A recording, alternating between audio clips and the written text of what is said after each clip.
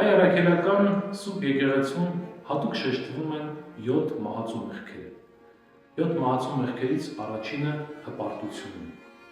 Հպարտության պատճառով էր, որ Աստծո ամենասիրելի հրեշտակը անկյալ հրեշտակ դարձավ։ Հպարտության պատճառով էր, որ մարդը զրկվեց դրախտային պարտեզից, մտածելով, որ պտուղը ճաշակելով պիտի աստվածանման դառնա, մոռանալով, որ հենց Աստված իրեն ստեղծել էր իր նմանությամբ ու կերպարանքով։ Հպարտանալ նշանակում է պարտվել, որովհետև հպարտություն և պարտություն բառերը նույն արմատով են ստեղծված։ Բայց փառք Աստծո, հպարտության դեմ կա մի հրաշալի դեղամիջոց, որ մեզ փոխանցում է մեր Տեր և Փրկիչ Հիսուս Քրիստոս։ Դա խոնարհությունն է,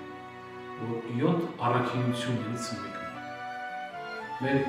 Տերը Հիսուս Քրիստոս ասում է. «Սովորեցեք ինձանից, որովհետև հեզր և խոնարհ»։ Պետք է լինել հեզ և խոնարհ, հաղթել հպարտության ծանր մեղքին, որպեսզի թեթևացած հոգով, թեթևացած սրտով քայլենք դեպի հրաշափառ Սուրբ Հարության տունը, ապրենք առանց հպարտության, թեթև սրտով, սիրելով մեր նմանումը և խոնարհվելով մեր նմանությամբ։